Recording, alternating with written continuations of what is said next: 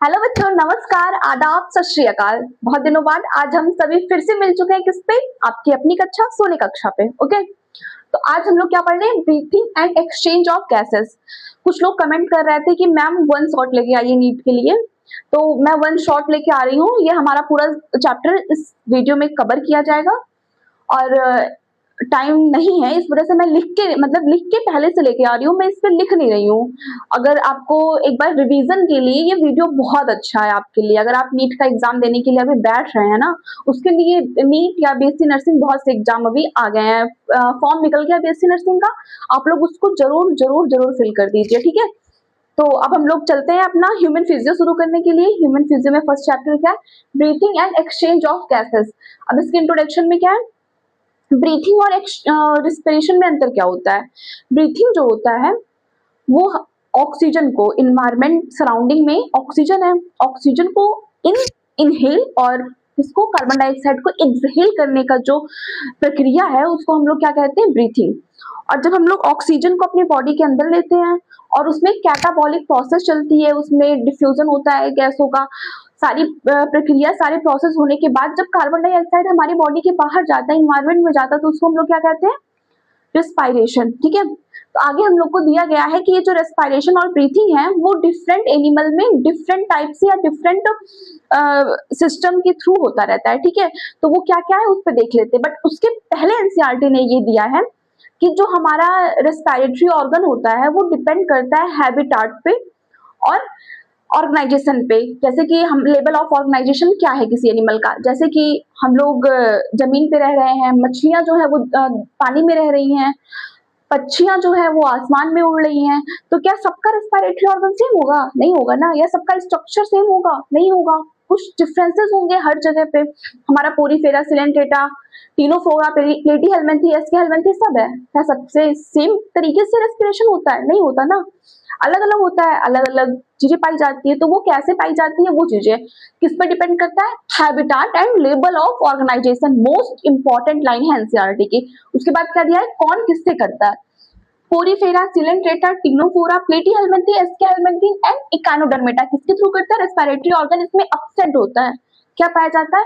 Simple diffusion by the surface. अपने surface के through simple diffusion करके ये रेस्पिरेशन की प्रोसेस को कंप्लीट करता है। दूसरा क्या? एनिलिडा। एनिलिडा में जो होता है वो क्यूटेनियस रेस्पिरेशन पाया जाता है, ठीक है। क्यूटेनियस मीन समझते हैं क्या होता है? क्यूटेनियस मीन जो होता है जो अपनी बॉडी के सरफेस से लेता है उसको क्यूटेनियस रेस्पिरेशन कहते हैं। उसके बाद आर्थ्रोपोडा में जो होता है वो ट्रैकियल रेस्पिरेशन पाया जाता है। ये हमारी एनसीईआरटी में दिया हुआ, ठीक है। लेकिन आर्थ्रोपोडा में जैसे हमारा इंसेक्टा, क्रस्टेशियन सब कुछ आते हैं, ठीक है। तो उसमें अलग अलग होता है, जैसे ब्रैकियल रेस्पिरेशन भी उसमें पाया जाता है। बट ठीक है, अभी जो हमारे एनसीईआरटी में दिया है वो ट्रैकियल दिया है। आर्थ्रोपोडा में ट्रैकियल रेस्पिरेशन होता है। मोलस्का और हेमिकॉर्डेटा में गिल्स के थ्रू होता है। बाकी इसको मैंने अलग से पाइसेस में गिल्स लिखा हुआ है क्योंकि हमारा क्या है? पाइसेस, एम्फीबियंस, रेप्टाइल, एव, मैमल्स एक जगह पे हम लोगों ने पढ़ा था आराम। ये सारी क्या थी? इसको आप लोग कमेंट बॉक्स में जरूर बताइएगा किस में आते हैं हमारे Pisces, amphibia, reptile, Aves and mammals. तो हमारी जो पाइसेस है, हमारी मछलियां, वो कहाँ रहती है? पानी में रहती हैं, गिल्स के थ्रू करती हैं। बाकी हमारा एम्फीबिया, एम्फीबिया का सबसे अच्छा क्या दिया हुआ है हमारे इसमें एनिमल क्या है? फ्रॉग। फ्रॉग के बारे में तो आप लोगों ने पढ़ा होगा कि ये जमीन पे रहता है तब किससे करता है, पानी में रहता है तब किससे करता है ना। तो इसमें एम्फीबिया के लिए सारा कॉमन जो सब मिला के बस दे गया है एम्फीबिया। एम्फीबिया में मॉइस्ट स्किन के थ्रू भी होता है, बकल कैविटी के थ्रू भी होता है, लंग्स के थ्रू भी होता है। मॉइस्ट स्किन से कब होगा? जब वो हाइबरनेशन, एस्टिवेशन वगैरह में जाता है ना। पढ़ाई के नहीं, फ्रॉग का जाके एक बार देख लो, वो पलट के देख लेना जरूर, ठीक है। फिर क्या हमारा रेप्टाइल्स, एप्स एंड मैमल्स में हमारा लंग्स के थ्रू रेस्पिरेशन होता है। लंग्स के थ्रू रेस्पिरेशन को क्या कहेंगे? Pulmonary respiration. स्किन के थ्रू क्या कहेंगे? Cutaneous respiration. जो ट्रैकिया के थ्रू होगा उसको क्या बोलेंगे? Tracheal respiration. और ब्रैकियल रेस्पिरेशन, ओके। ट्रैकियल। तो अब इसको हम लोग रब करते हैं और लिखते हैं दूसरा हमारा कंडक्टिंग पार्ट और क्या है हमारा रेस्पिरेटरी पार्ट, एक्सचेंज पार्ट और कंडक्टिंग पार्ट। इसको हम लोग देखते हैं, ठीक है।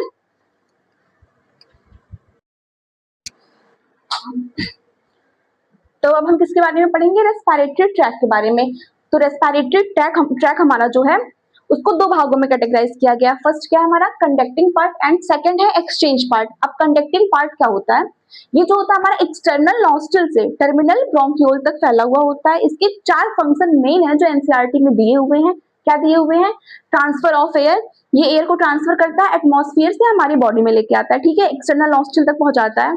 उसके बाद क्या होता है हमारा क्लियर इट, इसको क्लियर करता है फॉरेन पार्टिकल से, जो डस्ट वगैरह हमारे एयर में प्रेजेंट होते हैं उसको क्लियर करता है। ह्यूमिडिफाइड इट, इसमें ह्यूमिडिटी प्रोवाइड करता है, जैसे कि लू वगैरह चलती है तो ये उसको ह्यूमिडिटी प्रोवाइड करता है और हमारी बॉडी टेम्परेचर तक एयर को लेके आता है, bring air to body temperature. अब दूसरा हमारा क्या आता है एक्सचेंज पार्ट। एक्सचेंज पार्ट में जो होता है ब्रोंक्यूल्स टू एल्वोलाई तक हमारा पार्ट फैला हुआ होता है। इसमें जो होता है डिफ्यूजन होता है किसका, by the exchange of gases होता है, किस प्रोसेस से, डिफ्यूजन प्रोसेस से, किसका किसका, ऑक्सीजन का और कार्बन डाइऑक्साइड का। एल्वेलाई टू जो हमारा टारगेट ऑर्गन है जैसे टिश्यू या फिर कोई भी ऑर्गन है जहां पे हमको ऑक्सीजन को सप्लाई करना है, ओके। तो ये क्या करता है exchange of oxygen and carbon dioxide bye simple diffusion, ठीक है। अब इसके बाद हम लोग किसके बारे में पढ़ेंगे, कंडक्टिंग पार्ट के बारे में पढ़ लेते हैं कि ये कहाँ से कहाँ तक फैला हुआ होता है, कहाँ पे डिवाइड करता है, ठीक है। ये चीजें आपको पता होनी चाहिए कि ये जो हमारा लेक्चर है वो रिवीजन के लिए है, पढ़ने के लिए नहीं, ठीक है। अगर आप एक बार पढ़ चुके हो आपको रिवीजन करना है तो ये बहुत अच्छा वीडियो, बहुत हेल्पफुल वीडियो आपके लिए रहेगा, ठीक है बच्चों। तो आगे क्या करते हैं, पढ़ते हैं कंडक्टिंग पार्ट के बारे में।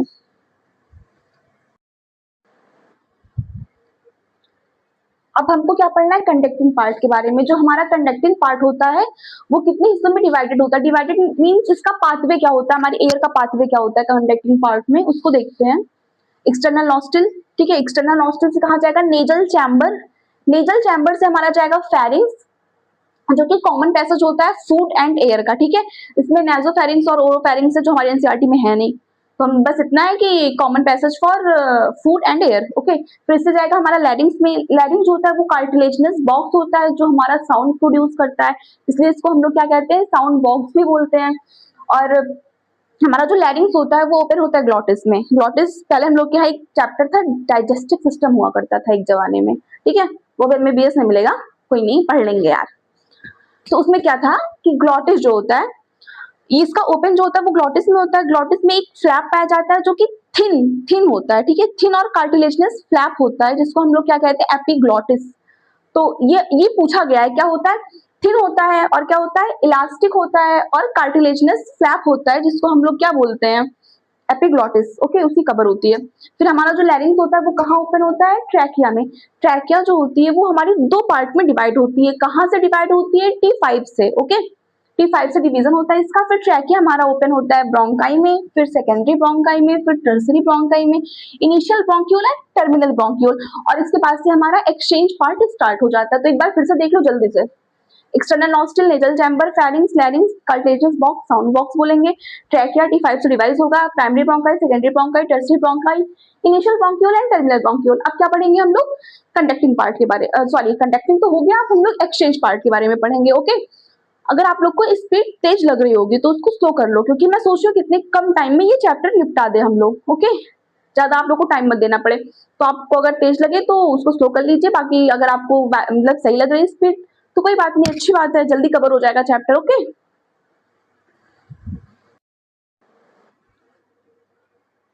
अब हमको क्या पढ़ना है एक्सचेंज पार्ट। इसमें जो एक्सचेंज पार्ट होता है वो होता है हमारा रेस्पिरेटरी ब्रोंक्यूल, किसमें ओपन होता है एल्वुलर डक्ट में, फिर एल्वुलर शैक में, फिर एल्वोलाई में, ओके। तो जो हमारा एल्वोलाई होता है यही तो मेन जो हमारा वो होता है डिफ्यूजन होता है वो मेन एल्वोलाई से ही होता है, ठीक है, वो ऐसे ही ऐसे होता है, इसका स्ट्रक्चर भी हम लोग आगे पढ़ेंगे, ठीक है।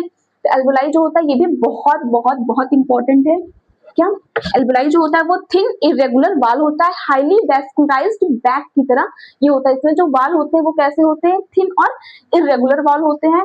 इसमें टिश्यूज वगैरह पाए जाएंगे जो भी देखते हैं, ठीक है। बस इसमें भी क्या देखना है रेस्पिरेटरी ब्रोंक्यूल्स, एल्वुलर डक्ट किसमें खुलेगा एल्वुलर सैक में, एल्वुलाई में। एल्वुलाई जो होता है वो थिन इरेगुलर वाल होगा जो कि हाईली वैस्कुलाइज्ड होगा, ओके। अब इसके बाद हम लोग क्या पढ़े थे अभी कंडक्टिंग पार्ट के बारे में। अब एक्सचेंज पार्ट के बारे में, कंडक्टिंग पार्ट में जब लोगों ने ट्रैकिया पढ़ा था वो T5 से डिवीजन हो रहा था, ठीक है।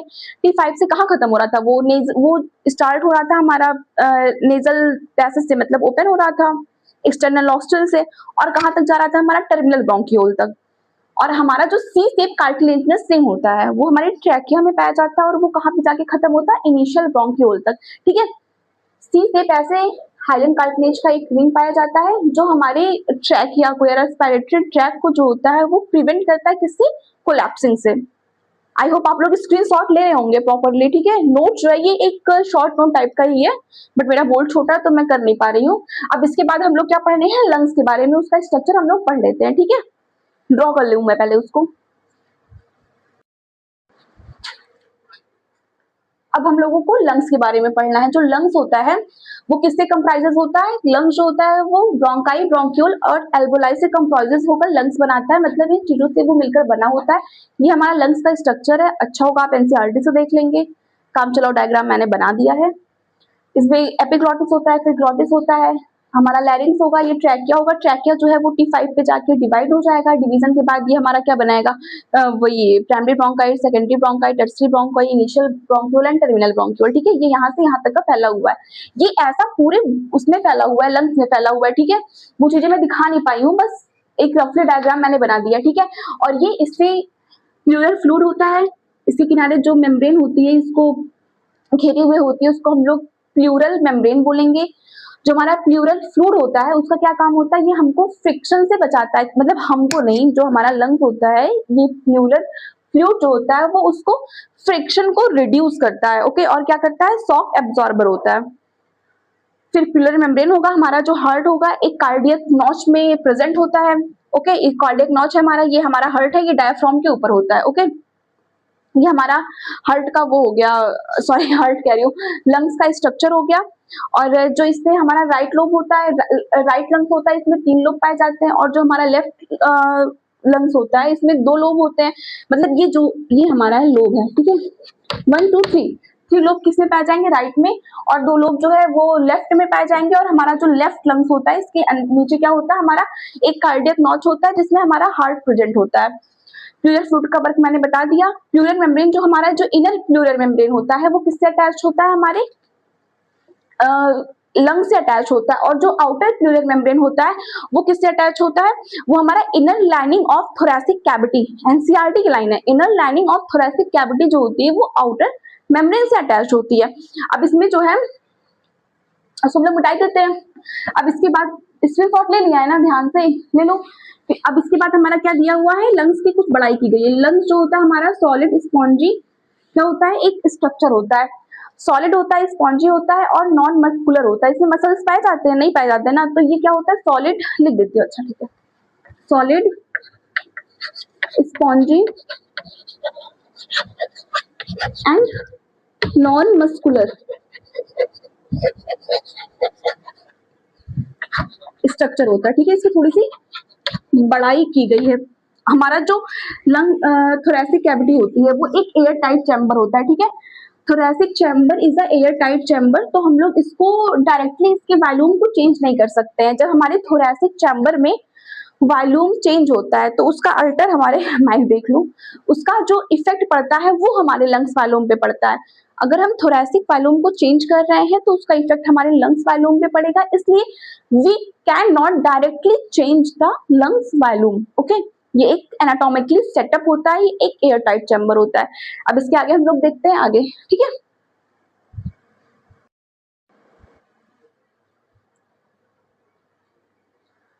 तो अब हमारे एनसीईआरटी में लंग्स की थोड़ी सी बड़ाई की गई है। क्या दिया गया है, लंग्स जो होता है वो हमारा solid spongy and non muscular structure होता है। ठीक है, जो कि एक एनाटॉमिकली सेटअप होता है जो हमारा थोरैसिक चैम्बर में रखा हुआ होता है। थोरैसिक चैम्बर जो होता है हमारा एक एयर टाइट चैम्बर है। जब थोरैसिक चैम्बर में कोई भी चेंज आता है उसके वॉल्यूम में तो वो किस पे रिफ्लेक्ट करता है, हमारे पल्मोनरी वॉल्यूम पे। ठीक है, ये एक एयर टाइट सेटअप होता है, एयर टाइट चैम्बर होता है। ठीक है, एनाटॉमिकली एयर टाइट चैम्बर होता है। ठीक है, और सबसे important line, so we can not, क्या है, can not alter pulmonary volume. क्योंकि इसका वॉल्यूम जो होगा वो अल्टर किससे होगा, जब हमारे थोरेसिक वॉल्यूम में कोई चेंजेस होगा तो वो हमारे पल्मोनरी वॉल्यूम में रिफ्लेक्ट होगा। ठीक है, अब हम लोग क्या देखते हैं, इसके बाद दिया गया हमारा जो ये लंग्स होता है वो किससे, किस साइड में किस चीज से अटैच्ड होता है। ठीक है, स्क्रीनशॉट ले लो या लिख लो इसको। ठीक है, एनसीईआरटी में किनारे किनारे जो कोना होता है ना उसमें लिखते जाओ, इंपॉर्टेंट चीज अंडरलाइन कर लो। इसमें दिया गया हमारा डॉर्सली, वेंट्रली, ओके, मतलब ये डॉर्सली, वेंट्री, लेटरल, लेटरल साइड में ये किससे अटैच होता है, पोस्टीरियर साइड में ये किससे अटैच होता है। ओके, तो हमारा लंग्स जो होता है वो डॉर्सली साइड में वर्टिब्रल कॉलम, वर्टिब्रल कॉलम, और जो वेंट्रल होता है वो किससे, वेंट्रल जो होता है वो स्टर्नम, यहाँ पे एक हड्डी पाई जाती है, इसको क्या कहते हैं, स्टर्नम। वेंट्रली जो होता है वो स्टर्नम से अटैच होता है। ओके, लेटरली जो हमारा है वो रिब्स पाया जाएगा, रिब्स के बारे में आगे हम लोग पढ़ेंगे। ठीक है, अब इसमें क्या पाया जाएगा, पोस्टीरियर में डायाफ्राम, जो भी हम लोगों ने बनाया था, किस शेप का था वो, डोम से डायाफ्राम। तो पूरा लिखूं, बस लिख देती हूँ डायाफ्राम। ठीक है, ये किस शेप का होता है, लिख देती हूँ डोम शेप। डोम शेप को क्या कहते हैं, गुंबद, गुंबद, आई होप ऐसे लिखा जाएगा, डोम शेप। ओके, तो डॉर्सली जो होता है वर्टिब्रल कॉलम से, वेंट्रली जो होता है वो स्टर्नम से, लेटरली जो होता है वो रिब्स से, और पोस्टीरियर जो होता है वो डायाफ्राम, डोम से, डायाफ्राम से अटैच्ड होता है। ठीक है, इसको स्क्रीनशॉट ले लीजिए। अब हम लोग किसके बारे में पढ़ेंगे, लंग्स के बारे में। फिर से बोल रही हूँ, स्पीड अपने हिसाब से कर लेना। ओके, अब किस पे हम लोग चलेंगे, एल्वलाई के बारे में।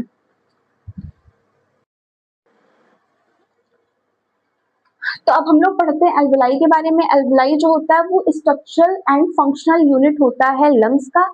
ईच, हर एक लंग्स में जो होता है लगभग 300 मिलियन एल्वलाई पाए जाएंगे। कितने, 300 मिलियन एल्वलाई पाए जाएंगे ईच लंग्स में। तो कितने लंग्स हैं, 2 लंग्स हैं, तो कितने एल्वलाई पाए जाएंगे, 600 मिलियन एल्वलाई पाए जाएंगे। मिलियनर है हम लोग भाई, बहुत अमीर है। ठीक है, 600 एल्वलाई पाए जा रहे हैं हमारे, जिसमें 600 मिलियन एल्वलाई पाए जा रहे हैं हमारे एक लंग में। ओके, ये खैर एनसीईआरटी का डेटा नहीं है, but structure and functional unit of lungs जो है एल्वलाई, ये एनसीईआरटी का हिस्सा है। ये डायग्राम जो है हमारा एनसीईआरटी में बना हुआ है, पेज खोल के देख लो तुम लोग। चलो इधर देखो, इधर जब एटमॉस्फेयर से ऑक्सीजन आएगा तो ये किसमें, ये जो हमारे एल्वलाई की जो ये वाली मेम्ब्रेन होती है वो किसकी बनी हुई होती है, सिंपल स्क्वैमस एपिथेलियम की। ठीक है, सिंपल स्क्वैमस की क्यों बनी होती है, अभी आप आगे जब पढ़ेंगे एनिमल टिश्यू वाले चैप्टर में, तो जहां पे भी डिफ्यूजन करना होगा वहां पे कौन सा पाया जाएगा, सिंपल स्क्वैमस एपिथेलियम। क्योंकि जब स्ट्रेटिफाइड होता है तो उसमें कोई भी चीज डिफ्यूज नहीं हो पाता है। कोई चीज पतली होती है तो उसमें डिफ्यूजन आराम से होता है, मोटी होती है उसमें डिफ्यूजन नहीं हो पाता है। तो क्या होगा, simple squamous epithelium of alveoli. फिर इसमें क्या है, हमारा बेसमेंट मेम्ब्रेन पाया जाएगा। बेसमेंट मेम्ब्रेन जो होता है वो भी नॉन वेस्कुलर होता है।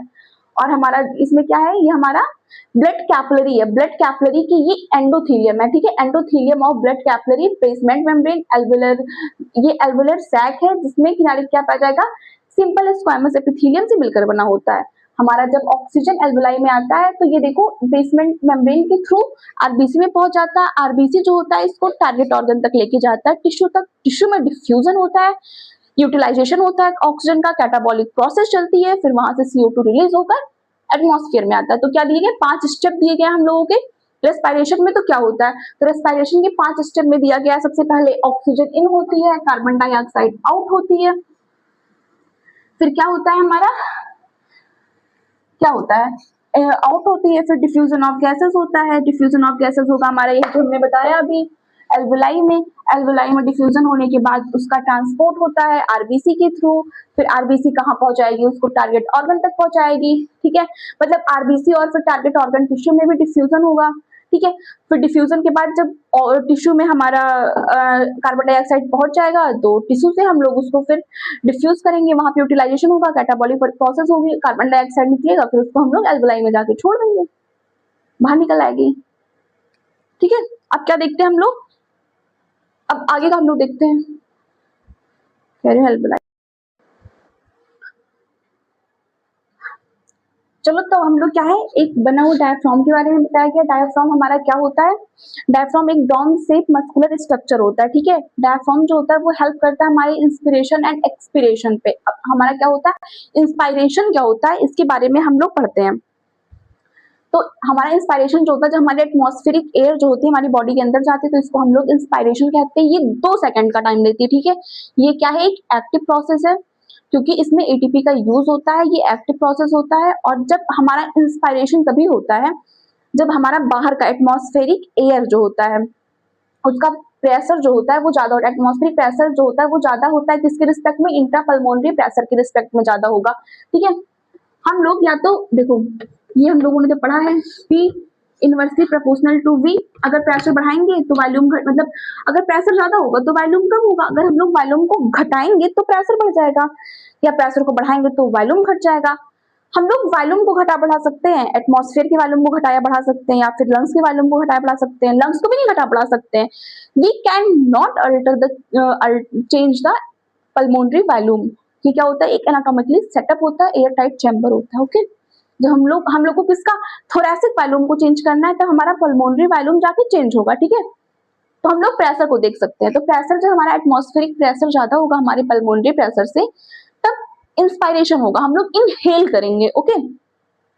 अब जब हम लोग, डायफ्राम जो होता है वो नॉर्मली एक गुंबद के आकार का होता है। किसके शेप का होता है, डोम शेप का होता है। जब हम लोग इंस्पायरेशन करते हैं, सांसें ले रहे हैं, ये मेनली ऐसे होता है। फिर जब हम लोग सांसें लेते हैं तो ये ऐसे हो जाता है, ठीक है। तो डायफ्राम जो होता है वो बिकम फ्लैट, कॉन्ट्रैक्शन में जब हम लोग इंस्पायरेशन करते हैं तो ये फ्लैट हो जाता है, और क्या करता है, हमारे वॉल्यूम को बढ़ा देता है। क्या बात है, increase volume of thoracic cavity in anterior posterior axis, anterior posterior axis, ठीक है। डॉर्सोवेंट्रल, ये मतलब डॉर्सोवेंट्रल मतलब होता है आगे पीछे, एंटीरियर पोस्टीरियर मतलब होता है ऊपर नीचे, ओके। तो हमारा डायफ्राम ऐसे होता है। जब हम लोग ऐसे करेंगे, इनहेल करेंगे, तो ये ऐसे हो जाएगा। तो हमारा ये वॉल्यूम जो होता है, थोरैसिक वॉल्यूम, ये बढ़ जाता है। जब थोरैसिक वॉल्यूम बढ़ता है तो हमारा पल्मोनरी वॉल्यूम भी बढ़ जाता है। फिर दूसरा हमारा जो इसमें external intercostal muscles, internal intercostal muscles होते हैं, ये भी हेल्प करते हैं हमारी रेस्पिरेशन में।